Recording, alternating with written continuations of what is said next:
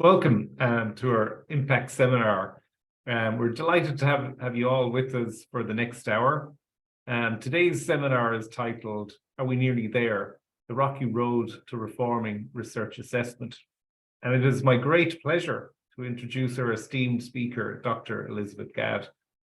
Lizzie is a research policy manager at Loughborough University, and she also chairs the INORMS Research Evaluation Group and is vice chair of the Coalition on Advancing Research Assessment, CoARA. In 2022, she co-authored Harnessing the Metric Tide, Indicators, Infrastructures and Priorities for UK Research Assessment.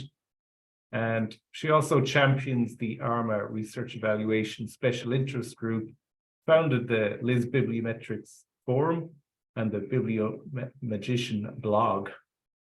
She was recipient of the prestigious 2020 INORMS Award for Excellence in Research Management and Leadership. So this year marks the 10th anniversary of the Declaration on Research Assessment, or DORA. And during this time, numerous initiatives have emerged advocating for improved research evaluation. The Coalition on Advancing Research Assessment offers an opportunity to develop and embed better assessment practices through collective action from funders and research performing organizations. However, it does beg a number of questions. How much progress has been made in transforming research assessment practices in reality? Have the researchers' everyday experiences actually improved? And furthermore, what are the anticipated timeframes and challenges for a comprehensive overhaul of research assessment practices? So during this session, we will delve into the challenges faced on this journey toward research evaluation reform, and also seek to answer that crucial question, are we almost there? I will now hand over to Lizzie to help us to answer some of these questions. Thank you very much. Thank you so much, Liam, for that really warm welcome. I hope you can all still hear me and see me. I just got thrown out of Zoom. I don't know whether everyone else did too, but hopefully that won't happen again. And I'm going to share my slides and get started. So let's go into slideshow. Brilliant. Right, hoping you can all see that and hear me. And Liam, if I disappear, then I will come back. So thank you again for having me today to deliver this impact webinar. I'm really looking forward to exploring these issues with you. So what I'm hoping to cover in the next 30 to 40 minutes or so is firstly a brief overview of responsible research assessment developments from their beginnings about 10 years ago through to the present. Then I'm going to have a look at what's happened as a result of all these statements and declarations, what's actually different, both in the sector generally and also in on the ground for your common and garden researcher. Then I'm going to ask, what are the main rocks in the road on this journey? What are the main challenges as we move ahead on this really important agenda? And then I'm going to attempt to answer my question as to whether we are nearly there, and end with a few things that we can all do to hopefully speed up our progress towards reforming research assessment. So before I launch in, I want to just make sure we're all on the same page as to what research assessment reform actually is and why we need it. So this is a definition from the Global Research Council white paper on the changing role of funders in responsible research and assessment. And they define it as an umbrella term for approaches to assessment which incentivize, reflect, and reward the plural characteristics of high quality research in support of diverse and inclusive research cultures. And the reason that we need this, of course, is that at the moment we don't have an assessment regime that assesses the plural characteristics of high quality research, as this data from a European University Association survey a couple of years ago on research assessment practices in the transition to open science. So when asked what counts in terms of career assessment, respondents overwhelmingly 90% identified research publications as either very important or important in terms of being assessed for career opportunities. And we know that publications also form a significant part of funder assessments and of government assessments, and also the university rankings. And I'll talk a little bit more about that later on. So publications have historically been the only really thing that matters when it comes to research assessment, and research income perhaps coming in a distant second. Other things that we care about, such as open research and knowledge transfer, hardly mattering at all. So what? What's wrong with our current publication dominant research evaluation systems? Well, lots of things. And one of the most important negative outcomes of publication-based assessment is that it skews the scholarly record. So I realise that slide's not displaying particularly well. I think it might be condensing my slides a little bit, so hopefully we won't have that problem as we're going through. So, of course, it's not just any old journal articles that get published, but those reporting positive results. So this study looked at the cumulative effect of reporting and citation biases and what eventually ends up in the scholarly record. So they started in this study with all of the clinical trials registered relating to the treatment of depression in this study, and the red dots on bar A on the left-hand side there shows the proportion of negative trials relative to those that had positive results, the green dots. The next bar along shows the proportion of those positive and negative trials that actually made it into the literature at all. The next bar shows the proportion of those published studies that actually focused on the negative findings. The next shows the proportion of published studies that put a positive spin on the negative findings. And the final bar shows which of those studies ultimately got cited by resizing the dots according to citedness. And from this, we can conclude that there's absolutely no citation glory, the tiny little red dots on the right-hand side there, to be found in negative trials, no matter how absolutely critical they are to scholarship. And of course, this just distorts our understanding of the world, as this study highlights. So this example shows that 95 out of 100 studies showed no association between autism and brain region. 5 did find a false positive result. And of course, those 5 got published. So now when you do a search in the literature for autism and cerebellum, you find 1 negative and 5 supporting studies, which is deeply problematic. Publication-based assessments also disadvantage many groups, such as women. So we know that women are cited less in academic journals, women are cited less in the news, women self-cite less, and women are less likely to collaborate internationally. So publication indicators already put women behind. And I saw this on Twitter a few weeks ago, so I thought I would share it here. This is a word cloud of the names of the editors in the 49 top economics journals from the Australian Business Deans Council. And you can see what those first names were and what that tells us. But there are intersectionality issues here, of course. So there's now a dedicated movement to cite Black women due to their underrepresentation in the so-called scholarly record. Another huge group disadvantaged by publication-based evaluation is all our colleagues in the Global South. So this data shows the proportion of journals indexed by Scopus from the Global North, 81%, versus the Global South, 18%. And of course, Scopus data is used in many forms of evaluation, not least the rankings. So scholars publishing in locally relevant journals will not get the visibility and the advancement of those in the Global North. The other groups that are negatively affected by publication-based evaluation are those in the arts and humanities, because the databases that we use for research evaluation are, of course, heavily skewed towards STEM subjects because of the journal bias. And this study in 2019 found exactly this, where every database they investigated indexed fewer arts and humanities outputs than all other subjects. And of course, another problem here is that where publication-based research evaluation systems are open agnostics, they don't care whether it's open or not, they don't accelerate open access to the literature. So only 23% of articles in the Web of Science in the past 5 years actually have a free version available. Of course, freely available arguably isn't open, but that's another matter, that's another talk.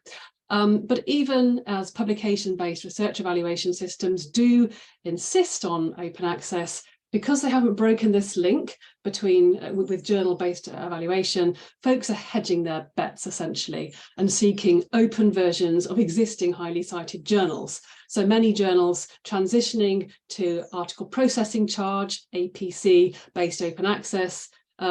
This is leading to a link between article processing charges and journal impact factors, as you can see from this data here from Heather Morrison from a couple of years ago. So scholars who were once unable to read these journals through lack of funds to buy them are now unable to publish in those journals for lack of funds to pay the article processing charge. And of course, that's not truly open either. So hopefully that's a quick run through as to why responsible research assessment is important, why it's needed, and we can start now to explore how far we've come on this important agenda. So, responsible research assessment, how far have we travelled? Well, this is a nice timeline, I think, of all the relevant declarations and principles and statements and initiatives framing our progress towards better research assessment. Two things to observe. Firstly, although DORA, the Declaration on Research Assessment, is often seen as the lead initiative in this space, it was actually the Council of Canadian Academies up there at the top who made the first public declaration about the need for better assessment and supplied some principles by which that might be realised. So that was in a report called Informing Research Choices back in 2012. And the second thing that I think is quite interesting to observe is, I can just highlight those two things, just how many calls for responsible research assessment were driven by our interest in pursuing a more open research environment. Of course, the public obsession with publishing in highly cited journals because they are wrongly used as a way of assessing research and researcher quality being seen as a major sticking point to the advent of more innovative and open forms of scholarly publishing. But I think many of us, when we think about responsible research assessment, if we think about it at all, probably think of these key declarations.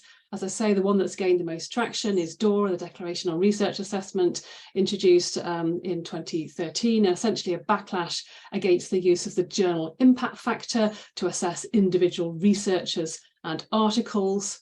And then we had in 2015 the Leiden Manifesto, which is 10 principles for the responsible use of bibliometrics across a range of evaluative settings. Then we had the Metric Tide report a few months later, which came up with 5 principles for the use of all research metrics, which was recently updated with publication of Harnessing the Metric Tide, as Liam mentioned at the outset, and that was late last year. And then we had in 2019 the Hong Kong principles for researcher assessment that are based around research integrity.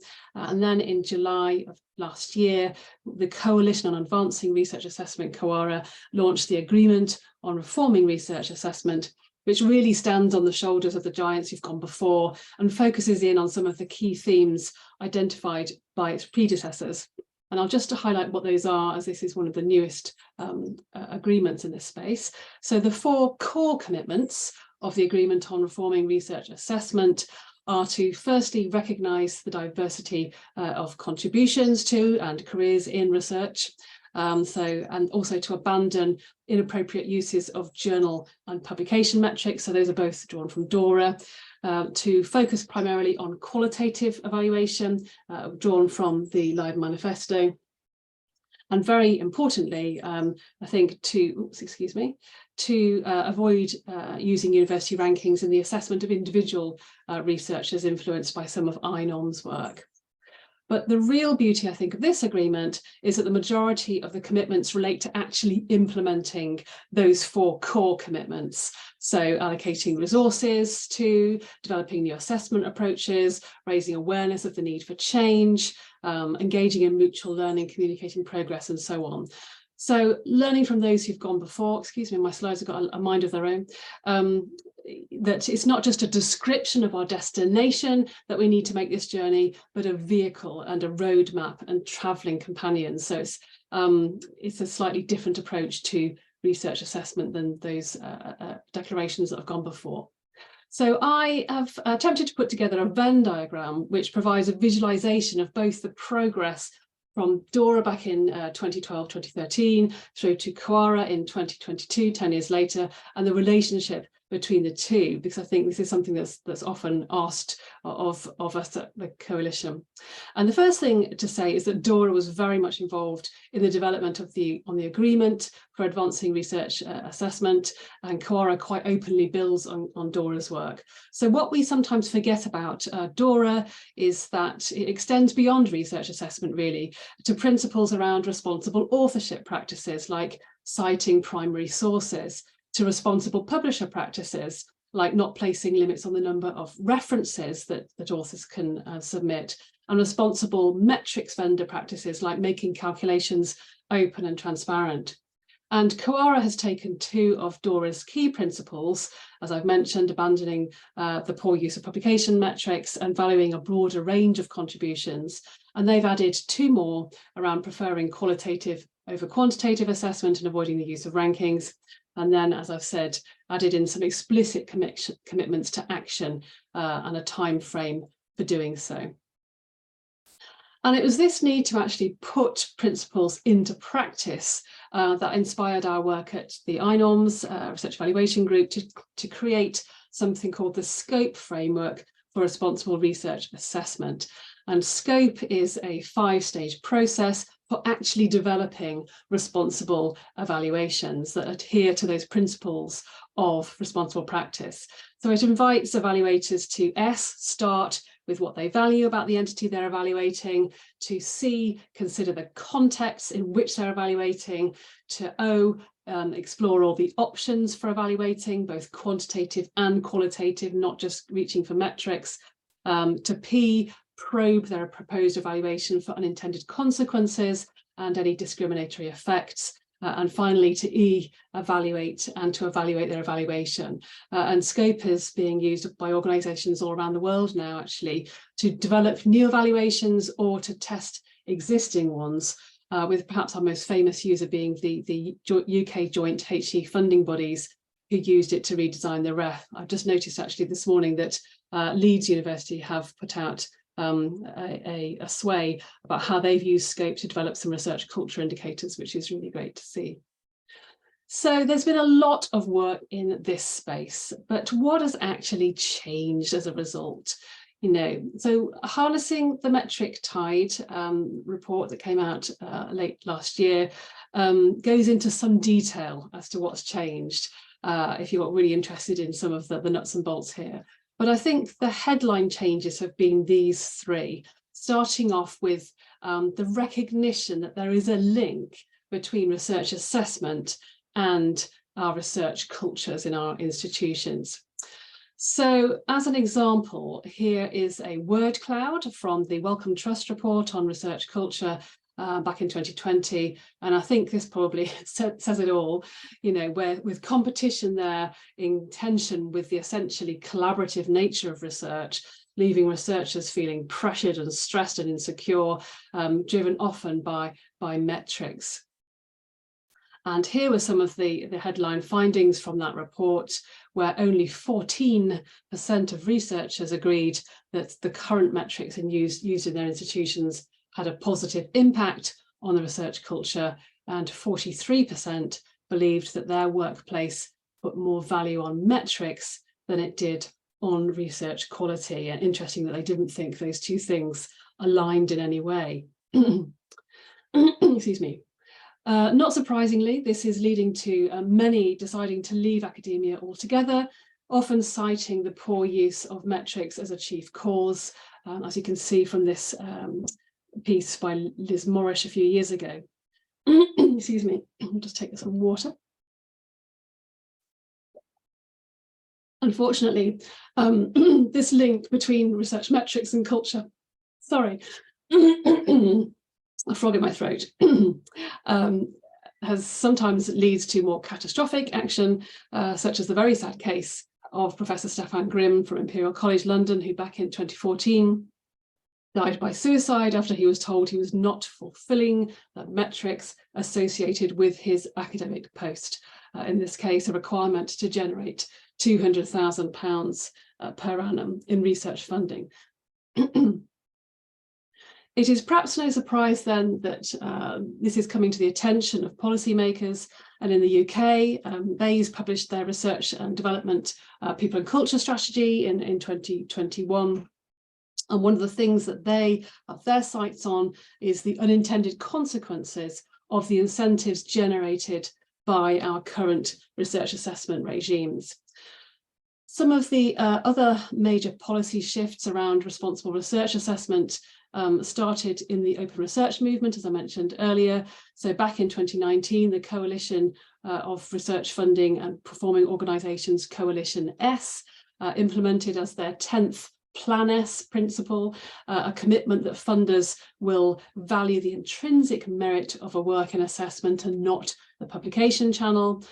This led Plan S signatories like the Wellcome Trust to explicitly state that they will only fund institutions that have committed to responsible and fair approaches to research assessment, followed on by organisations like Research England, making as part of their terms and conditions of funding an expectation that institutions they fund will adhere again to best practices in responsible assessment. It's not just these regional and national policy shifts that we're seeing, though, towards responsible assessment, but shifts within individual organisations as well.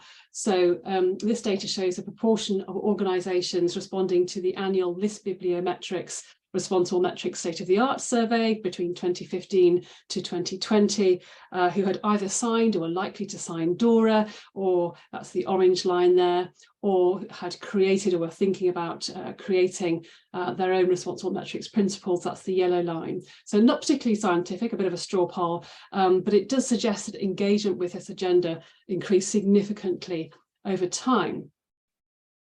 But I think it's fair to say that this interest in responsible assessment has not spread equally across the globe. Again, this is not a scientific measure, but it shows the location of those respondents to the bibliometrics survey, which gives some indication, I think, as to where the majority of the action is here. So UK and Europe very much dominating. And here is membership of CoARA to date, again, perhaps not surprisingly, very Europe dominant, given the initiative was born in the European Union, but no North American or Australasian members yet, and okay, it is quite a new initiative, but DORA isn't. DORA has been around for 10 years, and there are only 2 US institutions that have signed DORA in 10 years. And of course, there are some regions that haven't really engaged at all. So interest in responsible research assessment is definitely very unevenly spread. I think the third big change that we've seen is some real experiments with better forms of research assessment. So the DORA resource library, if you're familiar with that, is full of experiments and initiatives made by research funding and research performing organisations who are seeking better and fairer ways of assessing research and researchers.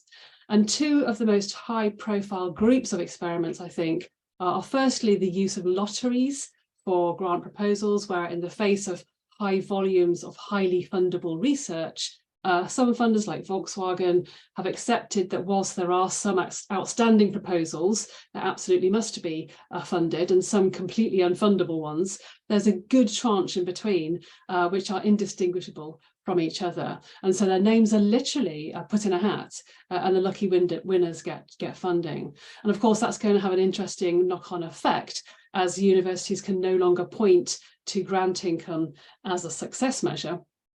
And the second high-profile set of experiments are around so-called narrative CVs or resumes.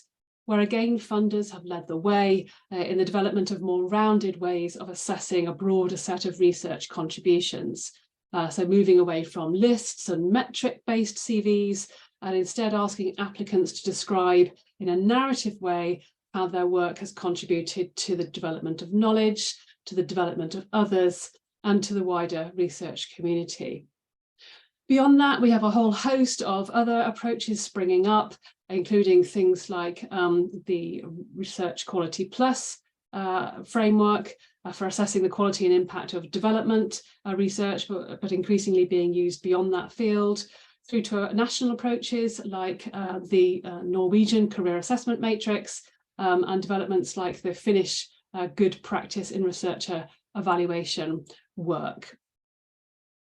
But that's all well and good. But what about life at the coalface? You know, how have all these developments actually made any difference? Have they made a blind bit of difference to the lived experience of everyday researchers? Well, yes, I think there have been changes, but alongside some of the good ones, I think it's fair to say that there have been some challenges and some anxieties. So let's have a look at those.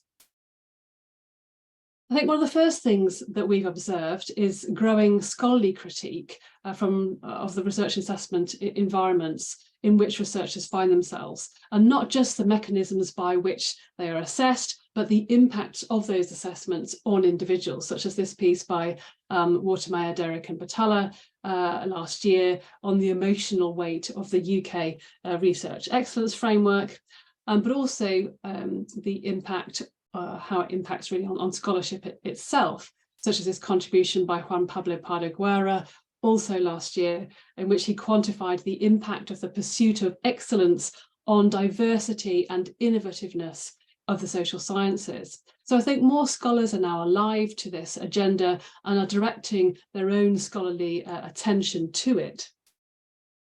We're also seeing scholars more alert to the responsible metrics principles that institutions are signing up to. And whilst we might hope that such principles are having a positive impact as to how individual researchers are being assessed, at the very least, it's giving them a whistle to blow in cases where their institutions might not be following their own principles. So in 2021, a DORA signatory in the UK got into trouble for proposing the use of the field-weighted citation impact indicator, amongst other things, to identify staff for redundancy. Now, of course, this indicator is only really suitable for assessing entities with 10,000 publications or more, so it's not appropriate for comparing individual researchers, something even SciVal, the provider of the metric, confirmed. And thankfully, researchers were able to point to DORA, and DORA waded into this debate, and the institution did change their approach.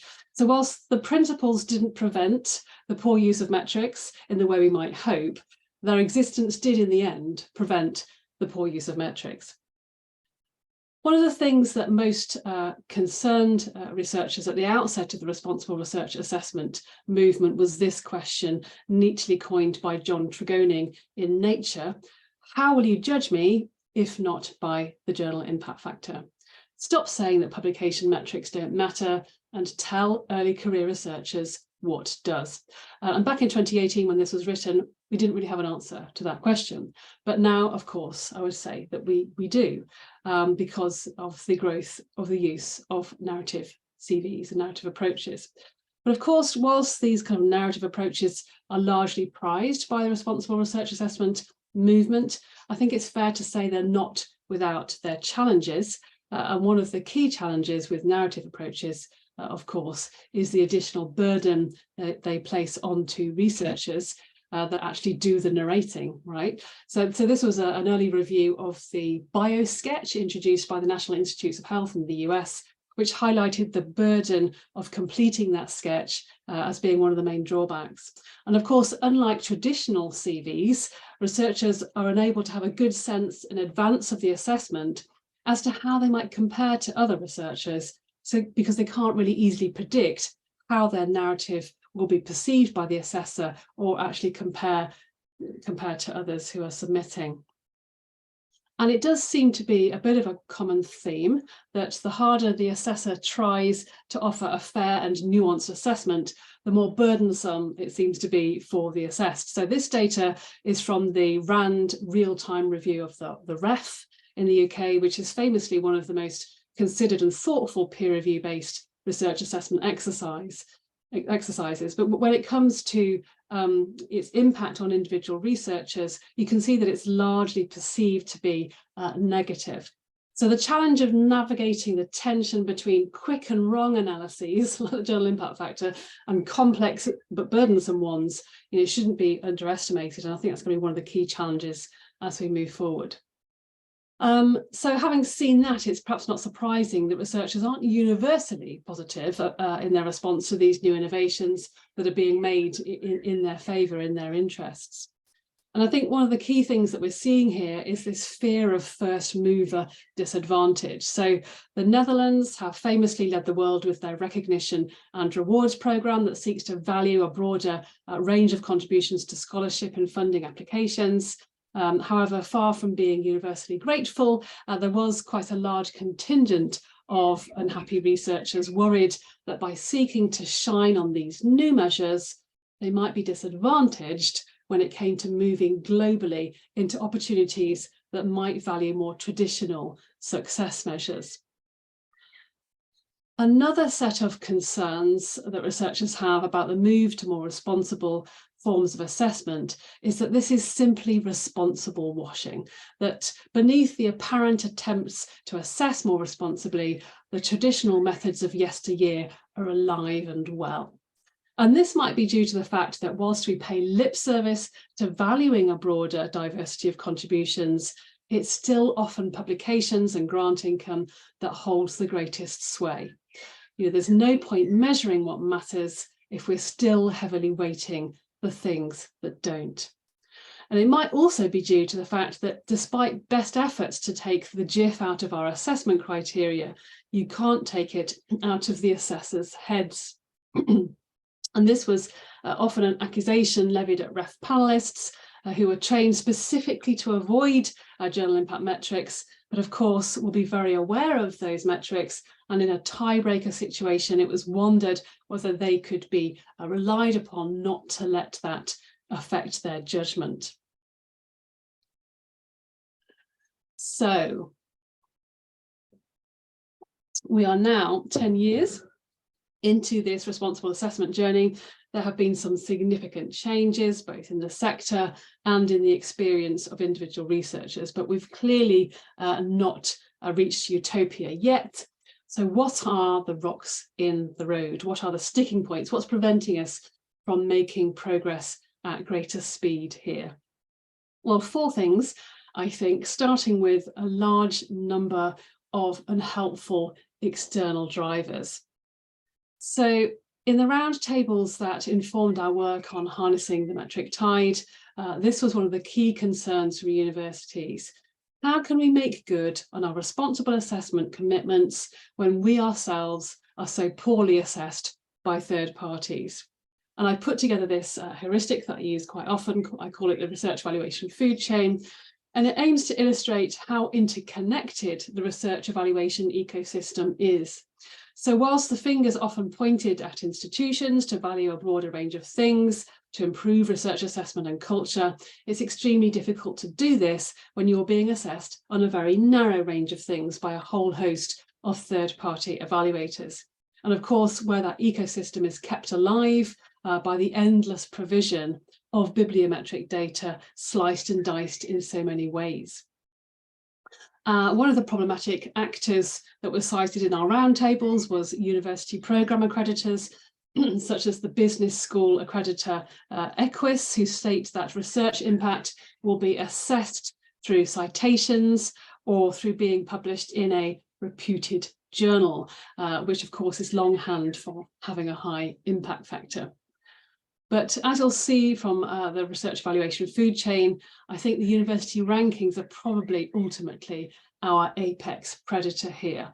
They drive the decisions of governments, of funders, of universities themselves, and ultimately, of course, the behaviour of individuals whose status is wrongly judged by the institution that they work and study at. The irony here, of course, is that the rankings famously fall short of a responsible research assessment best practice in their assessment of universities. And this was some work that we did in INORMS to develop some ranker ratings back in 2020. And the outcomes highlighted very clearly where on a range of measures such as good governance, transparency, rigour and measuring what matters, they all missed the mark, even the good guys, but particularly the big four commercial agencies. But of course, whilst the deficiencies of the rankings remain visible to the naked eye, they are, of course, hugely influential. They are the only source of data often for students to make decisions on institutions that they know nothing about. Excuse me, I do have a frog in my throat this afternoon. They are often the only source of data by which faculty can decide where to work, and funders who to fund, and governments where to invest. So they are hugely influential in that regard, even if the winning institutions are always the old, large, wealthy, English-speaking research intensives in the global north. And it was for this reason that the INORMS group have introduced an initiative called More Than Our Rank. This is a fairly new initiative introduced in October last year that enables universities to describe in a narrative way how much more they have to offer the world than the rankings actually capture. So it doesn't require universities to boycott the rankings. You can even be proud of your rank, but it provides another window onto the dimensions of university activities and ambitions and achievements that are missed out by the rankings, and thereby it provides a more level playing field by which all universities, whether top 10 or unplaced, can define their qualities on their own terms. A second rock on the road in the move towards assessing a broader range of contributions are some data infrastructure challenges. And a key one here is simply a lack of data on the things that we care about. Because in order to measure what matters, we need a way of actually measuring what matters. And I think this is one thing that the evaluation community is really struggling with right now. You know, we understand Campbell's law, what we measure is what we'll get, but we have no real means of measuring the things we want to get. So just try to evaluate your institution's take-up of open data in any meaningful way, or compare the leadership qualities of candidates or their commitment to research integrity. It's hard, you know, we can't really do that right now. And nothing is going to keep us tethered to pounds and publications in our evaluation approaches, like the sheer plethora of ways of counting them, you know, relative to the other things that we are now seeking to recognise and reward. So another one of the harnessing the metric tide recommendations was exactly this, to recognise that whilst the term metrics has got a bad name for itself by becoming synonymous with bibliometrics, metrics can also have significant constitutive effects. You know, they can seek to surface the things that we care about, like gender and ethnicity pay gaps, research staff on short-term contracts, and so on. You know, of course, we are very clear in the paper that any new indicators would need to be developed with the communities under evaluation and in line with a proper evaluation framework like scope to ensure there's no unintended consequences. But I feel like agreement on the dimensions of research culture that we can usefully monitor and how could be a really major step forward to help us improve here. Instead, what we have at the moment is a largely commercially owned data infrastructure that's largely based around the scholarly journal article. So many publishers, seeing that the writing is on the wall for their monopoly over publication content, are instead moving into publication data analytics. So we saw this with the Dutch Elsevier agreement a few years ago, which was along the lines of, yes, you can publish open access in all our titles as long as you help us to create new data analytics products. Since then, we've seen a whole raft of content publishers moving into the data analytics space. So InSpec, the electrical engineering database, did so a few years ago, and this was the latest edition just this year from the British Medical Journal. But of course, the problem with journal publishers leading on our analytics infrastructure, as I say, is that it's still largely based around the journal article. There's potentially embedding journal articles as our accounting unit of scholarship forever. So you want to assess your take-up of open science, as this article suggests? Well, let's just see how many journal articles have data. But of course, that wouldn't allow for data to become its own standalone unit of scholarship, which is something that we need as we're moving into an open research space. A third rock in the road, I think, and I hear this whispered a lot in corridors, even from responsible assessment aficionados, is this nagging doubt that changing the way we assess quality will somehow lead to a loss of quality. Now, I think this is a completely unfounded fear. If you start with what you value as the about research as the scope framework bids us, you should end up with what you value. As long as you can define quality, you should get quality. But so I think we have to have the courage of our convictions here, essentially, that if we really believe research to have many qualities rather than just one very narrow definition of quality, is it cited or isn't it? And we seek to assess those many qualities, then we should gain quality rather than lose it. And I think our final rock in the road, as the fears of the Dutch researchers made clear, as I mentioned earlier, is that research is a global endeavour, and therefore our attempts to fix research evaluation have to be made as a global collective. So whilst fixing the way we assess research in Ireland or even Europe is important, it's not going to help when our researchers want to move globally to find out the things that they were pursuing to advance their career here are completely undervalued elsewhere. But I don't think we should be naive about the challenges here. As a significant variation globally around institutional autonomy, around government ambitions, around research culture, around what quality is, and many individuals, institutions and governments that have invested in seeking to improve against traditional measures, not surprisingly, are not particularly happy when the goalposts look like they're being shifted, even when the ambition to shift them is to shift them in their favour, and especially when the drive to shift them has come from without.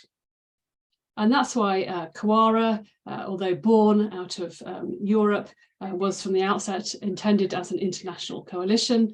And this is something we're seeking to bake in with our first round of working groups, and other developments such as the Global Research Council's Responsible Research Assessment Working Group, DORA, of course, and now the United Nations Universities Rankings Expert Group, who are developing some recommendations for the rankings in the light of their coloniality and bias, are also important because we can't really get there without some global agreement as to what there looks like. So I promised at the outset that I'd attempt to answer the question, are we nearly there? And I hope I've had a stab at that in some of the developments I've presented. But if I was to summarise, I'd say that we've made it out of the suburbs. We're at that slow initial stage of the journey with lots of stops and starts and roundabouts and local traffic, and we're now turning onto the motorway. So there's still some distance to travel, but we're going to make progress much faster. And I think there are three things that we can all do to speed up our progress here. The first is to join the caravan, excuse all the kind of journeying metaphors here, join the caravan of vehicles on this journey. I think one of the best ways of doing that, and perhaps I would say this, is to join the Coalition on Advancing Research Assessment, if you haven't already, because I do think this really offers us a very strong opportunity to rethink responsible assessment approaches as a global collective along agreed principles and commitments. Secondly, I'd suggest that we all clear our own paths. We can't all change the world, right? But we do have agency and our own sphere of influence. And I'd encourage everyone designing or undertaking evaluations to use the INORMS scope framework to just sense check that they meet the key criteria for responsible assessment. It's not complicated, it's just rarely done. And I think we can make significant progress if we did this. And finally, I'd say that we need to be realistic about the destination here. because we sometimes talk about improving research evaluation as though there is some perfect evaluation holy grail out there that we're all seeking after, that will enable us to uncover some idealized truth about who is the best researcher, to settle once and for all which is the best institution. But of course, the perfect evaluation doesn't exist. There is no truth.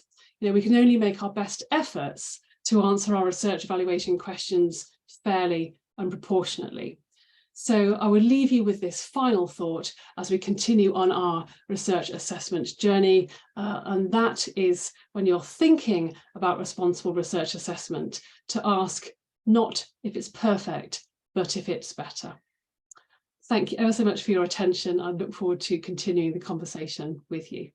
Liam, over to you. Thank you very much, Lily, for that excellent presentation. I think it really nailed it in terms of where things have come from and where they're going. So I'd just like to invite people to ask any questions that they might have. We have a few minutes to address any questions. So I can see there's one coming in there already. So I'll just ask the question, Lizzie, and if you wouldn't mind answering them. I think maybe that's the best way of handling all these. So our first question is from Dipti Pandya. And how can we all ensure CoARA moves beyond being a primarily European endeavour? Is there anything we could all now that we have? Is there anything we could all now that we have UCD are on our journey? Yeah, is there anything we could all do now? Yeah. now that we've signed up to it as well, and we're on that journey with everybody else.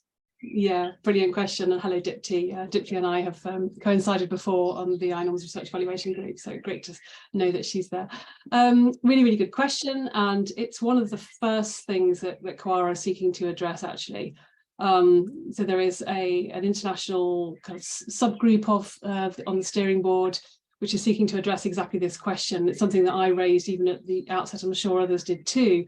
We have to be very careful that this isn't seen as a European initiative, and it was born there because the problem is you then get into the not invented here sort of views and suspicion and concern about it, and you're trying to rope people into an agreement that they perhaps feel they weren't on the ground floor on. So it's very much in the mind of the steering board. We have a number of strategies that we're adopting to seek to reach out to other international groups, to create allies in other responsible research assessment organisations.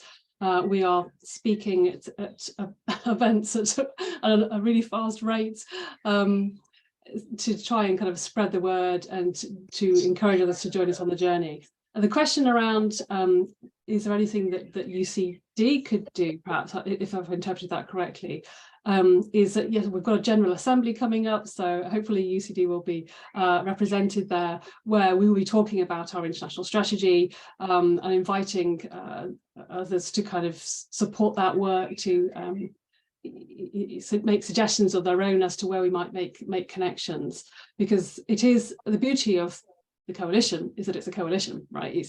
There is a steering board, but it's very much a kind of bottom-up approach, and so it's up to all of us to kind of spread the word and to ensure that we get where we need to go with CoARA. Thanks very much. We've got a question from Joanna Galidi, and it's what, in your view, can universities like UCD do to shift the focus from quantity of research outputs to quality of research? Really, really good question. And Liam and David and I were chatting at the outset about, how different the world is when you don't have a ref which is kind of doing a lot of the heavy lifting for you in this space. So how can institutions do that when there aren't any external drivers saying that quality matters rather than quantity? Is a really good question.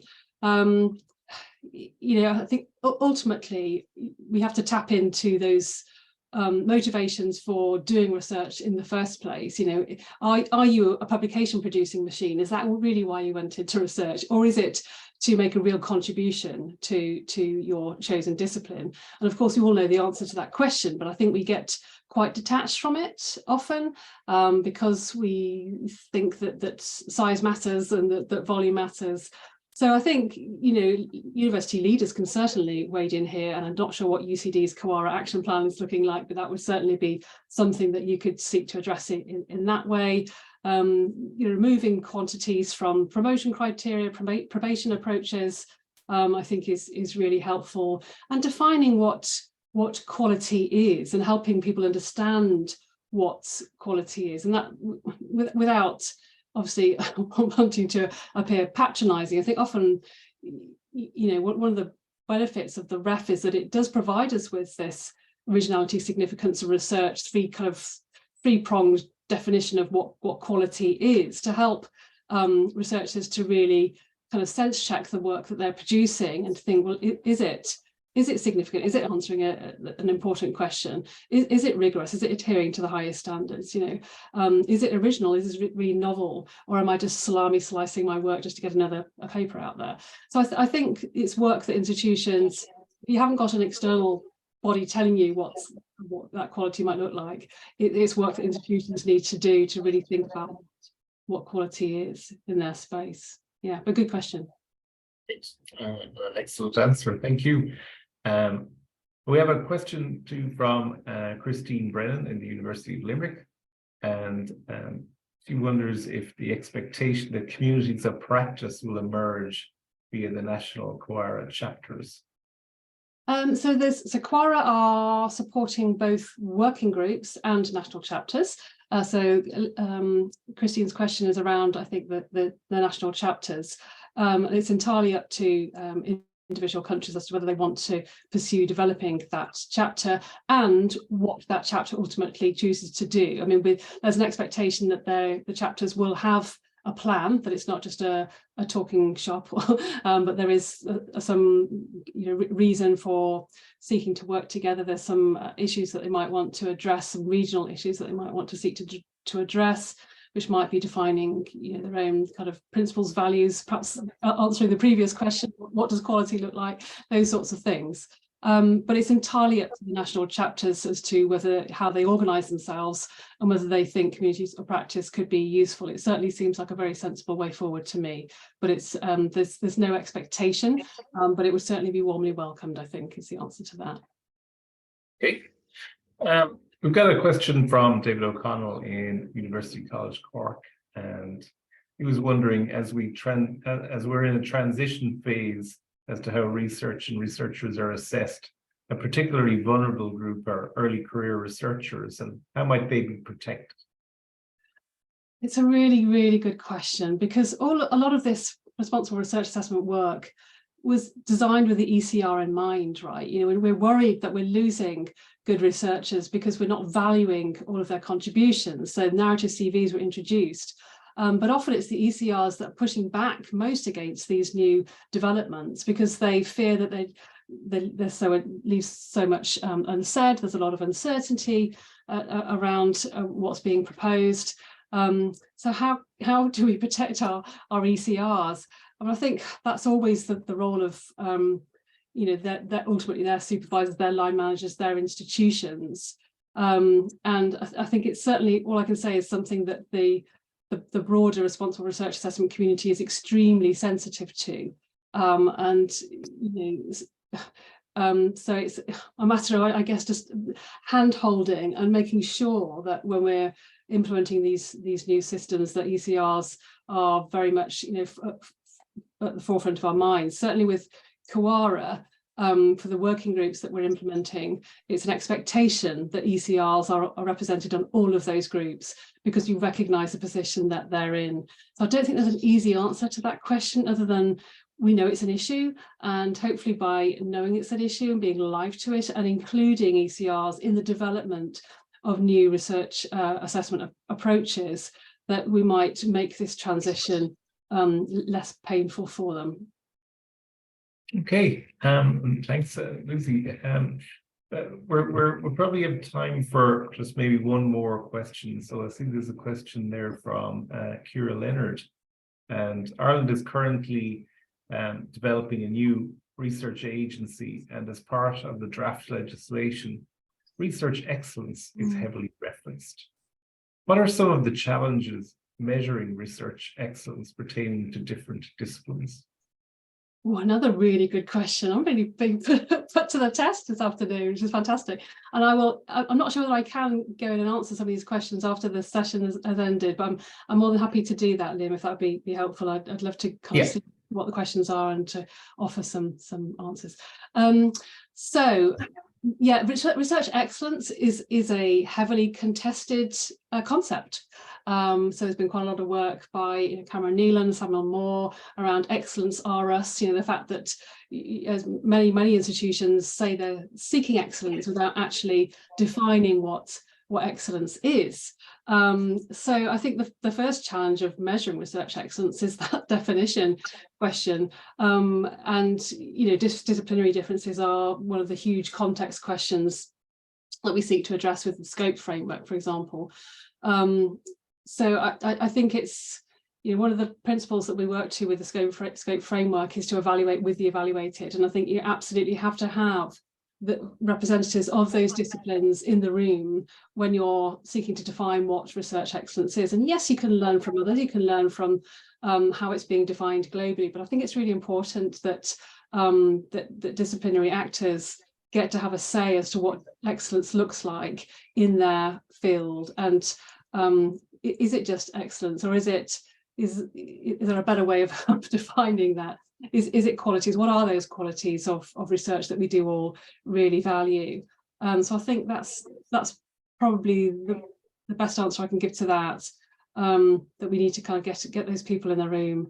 It's something that we've done at Loughborough. I know we're running out of time, but we've just developed some we're calling them evidence-informed output narratives, where we're trying to find a way to support arts and humanities researchers, for example, to evidence the quality of their work. So those in STEM disciplines, as we talked about today, they have citation indicators for good or for ill. They have other indicators. They're more likely to get grant funding and all the rest of it. So there's ways of kind of indicating at least the visibility, and I think citations can be used to indicate visibility at least of work, if not quality. But how do arts and humanities researchers do that? So we got our arts and humanities cohort into a room basically and asked them the question, what if a non-expert is assessing your work, and largely in promotion and probation cases it is non-experts, even in something like REF arguably it's non-experts, non-disciplinary experts assessing your work. How can you signal to a non-expert that this is a high quality piece of work? And they gave us answers. We now have an approach which is to invite researchers to write a short narrative that draws on a menu of evidence and indicators to help non-experts to assess the quality of their work. So there's things that can be done, and I definitely promote the scope framework as a way of getting that done. Great. Okay, I think we're the end of our time is up basically. So thank you all for attending today's Impact seminar and for asking such really, really good questions. Unfortunately, we couldn't get to them all in the time that we had, but we'll see if we can pick out a few of the themes and do a little bit more on them. I'd also like to extend our sincerest gratitude to Lizzie for her insightful and excellent presentation on the reform of research assessment. So just for the UCD audience mainly, for more information on research impact and for access to this recording and previous recordings of past seminars, we have all of these resources up on our UCD research portal. So that's at www.ucd.ie/research/portal. And we all look forward to your participation in our next Impact seminar, which will occur during the autumn term. So until then, thank you all very much, and goodbye for now. Bye. Thanks again, Lizzie. Bye-bye. No problem. See you.